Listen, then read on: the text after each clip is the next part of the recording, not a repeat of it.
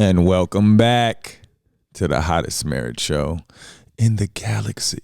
It is I, John D. and Kanika, a.k.a. Kanika.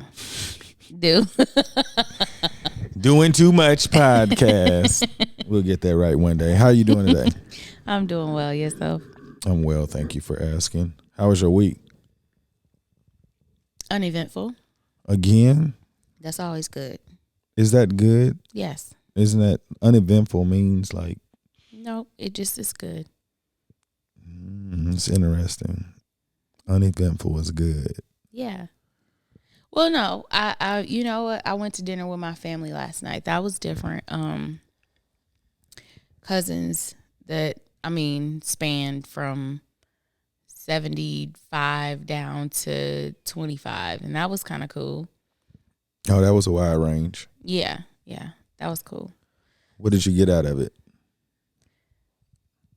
that you could share for other people to look forward to get down with their family from 25 to 75? You know, it's really nice. Like there were cousins there that I used to babysit, and then there were cousins there that used to babysit me. So it's kind of cool to be able to, number one, bridge certain generations, but also it's just like to see the evolution. Like I was making a joke a couple of months ago. My mom and my aunt, they invited me out to dinner with them. And when we were younger, my mom and her cousins used to all go out to dinner. It was a grown folks dinner. None of us were allowed to go. And so now I'm at the age where they invited me, and I was like geeked up because I had graduated. And so now it's like they just letting anybody in. It's people, it's cousins 20 years younger than me, and they get the okay. I didn't get the okay until just now. But no, it was really nice. It's really nice to actually be able to see how you can relate to cousins you ain't seen in forever. And you're just able to kick it. It's just really fun. It was really lighthearted. And one of the things I'll say about my family is there are certain family members that they get lost in, arguments or past hurts or whatever. But the people who were at the table, it was all funny games. There wasn't anything in the background where someone was hurt and they were going to have to explain away, or it was tension or anything like that. And those are the family events that I love the most, the ones where you're not worried about someone having to mediate for someone or feeling, like, well, let me go talk to her and then I'm going to go talk to her, but I can't talk to them at the same time, or, they're not going to be together. None of that. I love that about family. I really do. I love the carefree, like, chill part of being with them. That's cool. But you in the world where we run around now, we move out of the cities where our families are really based. You miss out on those meetups. And after the pandemic, people have been so to themselves. Like, I would probably encourage everybody to get out and see their people. Definitely that. It almost seems like work to put it together, but really it's not. It's just like, meet us here at 6:00, and then whoever's there is there, and you have a great time. I think that's a good idea. I think people should do that. But it's like whoever's doing it, they can't have any expectation because it could like cause you to not want to do it again. Yeah. So it takes a really strong person to be able to orchestrate something like that and not be disappointed from who didn't show up. Yeah. Well, I feel like if you already, like in this case, it's like you already know certain people are going to be there. So when you tell everybody else, hey, we're going out to dinner, we're going to be here at whatever, come through. If they don't come, it's okay because you already got a group of people that you're going to have a good time with. But if they do come, it's just like exponentially better. You know what I mean? Mm-hmm. So I get it. Yeah, you don't want to set an expectation. We're going to have 13 people, and then it'd be 3 people, and you'd be like, oh, womp. No. So I don't really get those, but I think I would probably have to be the one to orchestrate something like that, but I don't really have the energy for it. I guess because nobody's here, I would have to like travel to actually participate in something like that. Yeah. I have a question. What do you see in our kids' childhood that you think you could have benefited from to be a better person today? And the reason why I'm asking this is because my purpose as a father now is to really create an idea of what I thought I should have had. Mm. Because I used to complain about, why don't I have this? And then as I got older, I started to say, why don't I got this? Why didn't I have that? And I was like comparing myself as a parent to my parents, like, what am I doing differently? And I know opportunity and resources, but what do you think as a parent today that you're doing that the kids are benefiting from that you would have excelled in with just whatever? I think that with them, I'm far more interested and concerned with their mental. Like when I was growing up, my mom definitely didn't want us to be sad or feel like, feel down. Mm-hmm. But at the same time, like, there was no teaching or any prioritization of mental health in the way my mom was brought up. So, I think I've said this a number of times where my mom, she would be like, you can cry, but then about 10, 15 minutes later, you're going to have to suck it up and figure out what you're going to do next. Yeah. And I don't want Day in Dallas to wallow in anything, but I'm definitely more so, like, my mom will help you find the solution. Like, this is what you're going to do next. But with me, I think I'm the social worker in me. I'm always thinking about wraparound services. Okay, so how do you connect with the school and with the doctor and check in with the kid and make, how many different ways can you support so that they're propped up in a number of ways? Like, there's a lot for them to fall back on. It's a thicker cushion, I would say. Now, I like the way my mom raised me because it really made me a problem solver. And that's good. I want Day and Dallas to be problem solvers, but I don't feel like I want them to feel too early on in their life that they have to solve things on their own. Like somebody was telling me, people who have to go and isolate to get themselves back together are people who, as a child, they had to manage their own issues and they didn't have anybody to support them. So they had to figure it all out on their own. So in their adulthood, they back off and they isolate away from everybody else to kind of collect themselves and get themselves in order. Whereas there may have been other people that felt more supported, and so they were more open in asking for help and seeking support and things of that nature. And I'm somebody who isolates, not because my mom didn't offer support, but my mom's support was, how are we going to solve it? And sometimes I need to sit in my feelings a little bit more. I think I support Day in Dallas in doing that too, and also processing a lot of the feelings around it. Like Day was talking about her interaction with somebody earlier this week at school, and I was trying to help her to see, okay, from this person's perspective, this is what's happening. This is what the blowback is for you. So now you're experiencing this because of them, and this is how you need to assert yourself. And then I give her options. My mom was very straightforward.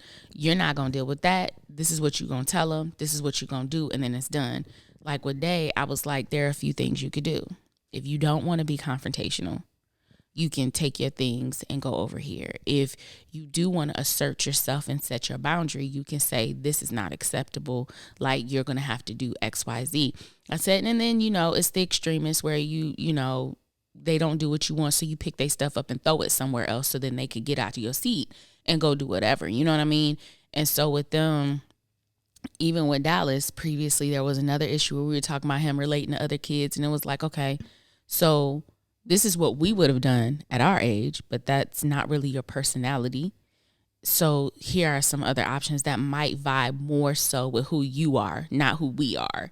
Mm-hmm. And I think that I appreciate that in how we parent, because we see who they are and we try to fit the solution to who they are. Whereas my mom was like, this is how it needs to be done. And I started out like that. Like, when we were in Abu Dhabi and stuff was popping off a day, I was like, nope, this is what you're going to do. And she wouldn't do it because it's not her. I would do it because my mom told me, and I felt like that was the only way to do it to get the thing solved. Yeah. You know what I mean?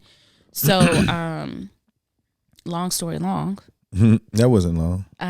That's how I appreciate how I grew up and I understood it. And then to add on to it, I developed my mom's system even more so by looking at who the person is and trying to give options that might better fit them and kind of support them, let them see what else is around them. It's not just me sitting there solving problems with them. Like I'll say, did you talk to your dad about it? Do you want us to pull your teachers in on this? Can we talk to your doctor about that? And I like that. I feel like, every generation is supposed to get better and grow off of. Either you're going to take what your parents did and develop it even further, or take what they did and push it to the wayside because you didn't feel like it was supportive and helpful, and then you create your own. In that case, I feel like I took what my mom did and then I developed it further. If I would have had that, if I would have known that there were more options in how to handle situations that were more comfortable for me, I don't know how it might have changed me, but I think that in the grander scheme of things, it would have made me use my resources more, because I would have seen my mom, employ supports in different ways, like how I do a day in Dallas. I feel like now they understand that there are multiple things in their environment that they can pull from to help support them in doing something. And also, I like the idea that giving them more options to let them know it's more than one way to skin a cat.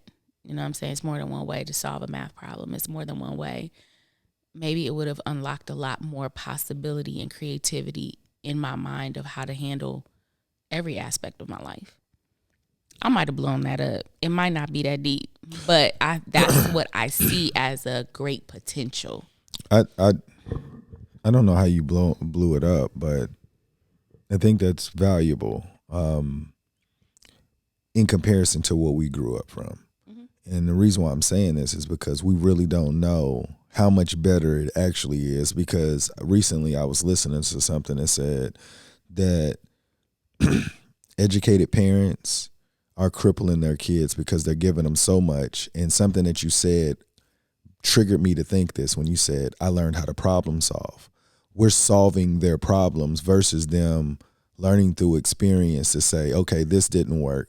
And it's not that we don't want them to know that, but we want them to know the process of problem solving versus the hard mistakes of just life that you just don't have enough information because your parents didn't know to teach you that, or they didn't even know.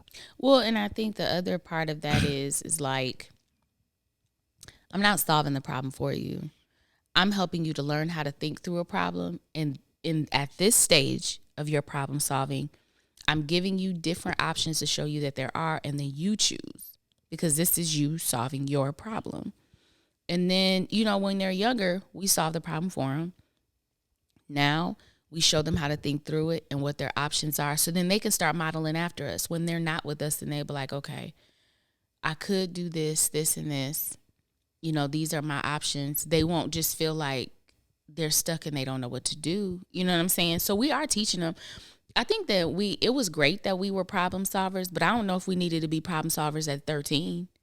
I think we could have been even more effective and thoughtful problem solvers at 22 or 23 if our parents would have maybe taken the training wheels off, but ran next to us and held the seat. You know what I'm saying? And that's how I see it. I don't think it's necessary to throw you out there and say, now start making your decisions. I think that it could be a graduated process. Well, it has to be, or you're just hoping the kid to figure it out. Yeah, and so I understand when people say, our generation of parenting, it's like we don't allow them to grow up the way we did, and look at where we are. But we've come out with a lot of scars and scrapes that we didn't have to have. And we're still dealing with some of them. Yeah, and I think that, and like I said, I love that my mom taught me to be a problem solver. And I don't necessarily feel like I have a lot of blowback from that, but I don't think there's anything wrong with supporting your child longer so that when they go out there with those skills are like forged through fire. Like they've gotten so much guidance that when they go out, it's not like they're just throwing, trying to figure it out. They pretty much have a formula of how this needs to go. And they're confident when they go out. And when Day and Dallas go into the world and they're making decisions on their own, I won't be worried about whether or not they're sitting there like, I don't really know and I can't really ask anybody. And no, they're going to learn, okay, well, who do I know that might be able to help me with it? They won't be afraid. They'll use their resources. We hope. Yeah. I really feel like we need to stop looking at it as, when I grew up, I learned this stuff at 11 and 12. Doesn't necessarily, maybe you were making decisions at 11 and 12 you weren't supposed to be making. You sure weren't. Yeah. And so it's okay. What's wrong? I'm laughing in my spirit because I on Instagram it's this little thing where somebody be like in a White House and the guy's just sitting there reading, and then he'll be like in a black house, the guy's sitting there reading, and then the fire alarm chirps. No. The fire alarm keeps chirping. We're gonna have to get those batteries. But yeah, I feel like it's not a problem. I don't mind running next to them and holding the seat a little bit longer because I'm going to be confident that when they leave, I won't worry about, do they know? Do they, I hope they know they can come and talk to me. I hope they'll be like, I want them to be confident that they have support. Yeah. No, they don't, because. Well, they will after. That's what I'm saying. Well, we don't know when that's going to happen. Like, what I'm saying is, like, you don't know you have a skill set until you find out that somebody else don't have it. Like when you go talk to somebody and you're like, why did you do that?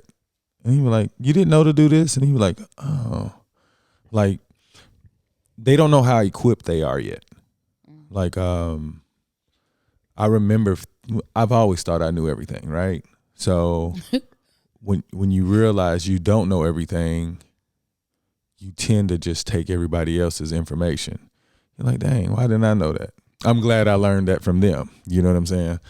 But I look back at my childhood, and I was just thinking about I figured everything out. Like my father didn't help me with very much. Not anything that I feel like he just like, you don't do this. Like, or I'm gonna whoop you. That was it. And the thing that I wish I would have had was the explanation part. Mm-hmm. Not just the solutions, like the different consequences of why it's stupid to do that. And then after you do it, somebody says, that's why it's stupid. But I want to know why it's stupid before, because I don't want to do anything stupid. Mm-hmm. So looking at the kids, I know sometimes I talk them to death because it's like I'm trying to give them as much information. Because if I die today, I want to say that I died trying to give them everything that I know. Yeah, definitely. And, trying to talk in the language where they're receiving the message is even more difficult, because you just kind of get lost in what you want them to have. And it's almost like I got to pre-plan whatever I'm going to talk about. But I just feel like my childhood, it caused a lot of problems. It did teach me the problems. It made me confident in problem solving. I never was scared of failing. I didn't think I was going to ever fail. That's why. Like when you don't think you're going to fail because you feel like you've done everything you were supposed to, and then you realize you just got lucky in a lot of things. Or, you know, they say God protect the ignorant. So the ignorant. And I think that I was just protected. And I'm glad now I don't have to be as ignorant, and then I could be a better parent to them so that they can have a confidence at a half the age younger than me and I learned it.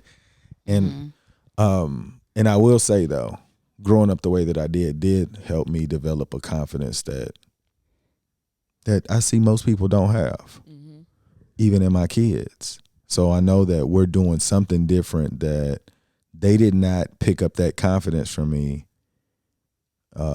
because their environment creates their confidence, I guess. So if you don't know that you have these resources, it's hard to have that confidence. Yeah. So I just wish I just had parents that were a little more patient and that could explain things to me. But looking back, there's no way they were capable of doing that. And now I'm envious of them. That's the reason why I want to just become even better, because I want them to grow up and be like, you know, I really thought I had a tough life, but I can see that their life was way more tough. Yeah. And they did everything they could for us to be here. But I don't want to say that to belittle their experience. Correct. Yeah. It's more so just I want them to be confident that we did that. So hopefully you don't. Come on, ho. But is there any experiences as a child, when I say a child until you became legal age, that you had that you learned a lot from, that you wish that they could go through it? No. I think the way I learned my lessons were definitely outside of the realm of what a kid should have been doing or thinking about. I learned, and the things that took place when I was younger, it took years for me to process it in order to get the lesson. I didn't get the lesson in the moment. It wasn't like I touched the stove and I got burned. I definitely got burned, but there was a disconnect between the nerves of my finger hitting to my brain. Like, I didn't realize the impact of some of the decisions that I made and the experiences I had until years and years later. I don't want that for them. The things that and it's not like I was out here selling myself or anything. I wasn't dealing with those types of issues, but I know that the decisions I was making and the positions I was putting myself in were too adult for me to feel like that was the valuable way of learning that lesson. I don't think there's anything that I learned as a child that I'm like, I wish that they could have that same experience. And no. So nothing that you can think of? Or you said there's just nothing? When I think about the most monumental lessons I had coming through my youth, there's nothing that came from that I would want them to go through. I want them to have the lessons, but in an adult life, to be able to process it correctly and understand what you're doing, and it to be a situation that your brain is, my brain was not ready in most places, you know what I'm saying? But if there were some things that I dealt with that if I would have dealt with it maybe 5 or 10 years later, the outcome would have been different. My understanding of what was happening would have been different. My ability to make decisions would have been different. And so, yeah, no. You? Yeah, I was thinking about it, but I wish they would have gotten a few more fights. And the reason why I'm saying this, because I want them to be excellent communicators, but I want them to know what it feels like, the pain, to say, hey, I don't like this feeling anymore, and that they can prevent somebody from making them feel that way. Because I feel like there are things that could hurt their feelings just through words. Yeah. And to get hit is even worse when you're like, what am I supposed to do? Am I supposed to hit them back? I'm supposed to be a nice person. I just wish they could have the balance of being able to prevent themselves from being bullied, not bullied. I don't know how to explain it, I guess. I just want them to just be able to I know they can talk themselves out of something because it's not their fault most likely. And if it is, they'll apologize. I want them to feel confident if a physical confrontation comes, where if they get hit, that they would have the option of knowing how to punch somebody back or grabbing them and refraining them. Like, I don't think they would just freeze like a deer in head. Like how did I get hit? And I don't want them to feel that way. Yeah, that's true. But overall, I do believe that if they do have those encounters, that it won't look like the way that I did. But I just don't want them to feel that feeling. As a kid, I only got in one fight, and it wasn't my fault, and so that wasn't really a lesson that carried with me. Did anybody ever get in your face where you felt like you were going to have to fight and you didn't, and you didn't like that feeling? Yeah, there was somebody but there were actually two situations, but the people really wanted to fight my friends, but they were focused on me because I was the smallest. But even in those moments, like, I did have the mindset of, if somebody gonna fight me, I'm gonna try to take your head off. They don't. That's what I'm saying. Like that, yeah. But also, I had a dad who was a fighter, and he glorified that type of thing. And me and my brothers didn't physically fight. We didn't do any of that stuff. It wasn't a way of being in my household. But I guess my dad just had it in my head, like, if you gonna fight, you gonna knock somebody's head off. And so that was just the decision. That was what you're supposed to do. And then you watch people fight. You see them swinging with all their might. You see them, like, when they get mad. I guess I just assumed I'm going to know how to do it if I need to. I think that it just shows you the level of human we are when it's okay to fight. Yeah. Like, we should definitely be talking this out. Nobody wants to fight. No, not with Harry. No, I'm saying nobody wants to fight, period. I'm like, my dad was like, who wants to fight? Let's fight. You know what I'm saying? But, he definitely grew up different than I did. Like, my mom really saved my dad as far as his kids and how we developed. Because if we would have been left to him guiding us, we would have been like feral, people just out in the street just waiting for somebody to try us, and my dad really, like, when I got in that one fight and I came home, he was so excited to ask me if I won. And that was the weirdest thing ever. Like, all the other adults were like, are you okay? My mom was like, what even happened? Like, trying to understand what happened. My dad, he came in the room and he's smiling. Did you whoop her ass? That was the first question he had and the only question he had. And, I'm glad that we're not those parents, even like when the kids were younger and, like, your sister was like giving them pointers, like, you hit them in the throat. And we weren't even thinking stuff like that. We weren't even thinking to even tell them that. Even when she said it, I was like, Connie. But Dave remembers that to this day. I don't think she would ever hit anybody in the throat. But the idea of fighting, I think that Connie probably thought like me. When you're put in a situation, I just need to tell you what to do and you just need to go at it. But these little gentle giants we got, they ain't gonna do that. They're not gonna, I don't think that, and I think one of the great things is how we grew up. It was more necessary to know how to physically defend yourself. Whereas now, the environments they're in now have been very, very mild. It doesn't require that. It hasn't required it. And so it's not something that I think their instincts are saying, I need to pay attention to this or know how to do this. They don't see people fighting around them.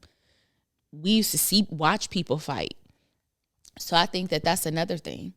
We used to watch friends fight or other kids or whatever and be like, oh, shoot. Like, if anybody do that to me. But with them, they don't see that stuff. So. Yeah. Anybody you want to give a shout out before we get out of here?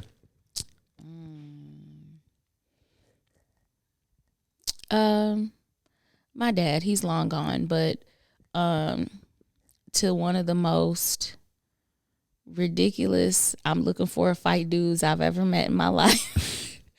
No, I'm gonna get, yeah. So that's probably where you get it from. Yeah. Because you always looking for a fight. I am. It's in my spirit, but Birdie be stopping me. My mom's DNA be coming in and being like, hold on, Kanika.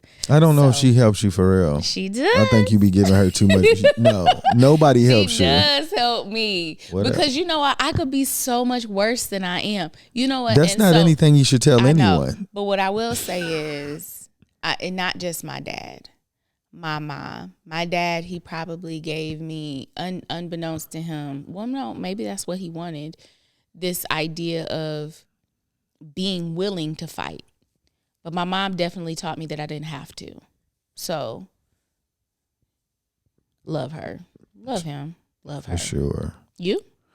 No, not really. Other than the kids. I don't think I ever give them shout outs, but they have made parenting really easy. I wonder if when I say that to them, does that offend them? Like when I say it to you? Oh, I used to hate that. You know, so I was just wondering. But anyways, when I say that, I'm saying like it's kind of fun. It's more fun with the journey of raising them because it's almost like they understand our language and they kind of refrain from trouble and they do what they're supposed to do. And I think like all parents want that, but to actually like live it, it's like, wow, we don't go through the blues that I hear from other parents, even on the internet. When I'm like seeing these stories, I'm like, I'm glad whatever we're doing seems to be creating this fruit from our kids to be able to like give us, you know, the joys of parenting. Because I'll say this, I remember as a child, my sister and I, like, I'm gonna tell you how bad my sister was. And when I say bad, I mean like bad behaviors. Like the adults used to say, that girl's gonna kill you. And when they used to say to her, they was like, yo, my father used to say to her, when you have kids, they're gonna do worse to you than you've done to me because you don't understand. Now, what adult says that? It was like cursing you. I hope all the bad things happen I need you to think about for real. Like, so just think about that. I don't remember those things being said to me, you know, and that's what I said. Like, he parented her where she could do whatever she wanted with no understanding of what a consequence could do. And I just felt like when she created those habits, those consequences just became her life. And I'm blessed that, I mean, you and I are able to have these kids because that's a painful day to day. Heck yeah. You know, and so shout out to our kids for being able to understand whatever we're trying to give them to at least look the way we want them to right now. Heck yeah. Y'all make today better than yesterday. Don't worry about anything you can't control. GATA. Get after that action, or that action will get after you. Be great on purpose. We like the cars that go. Boom.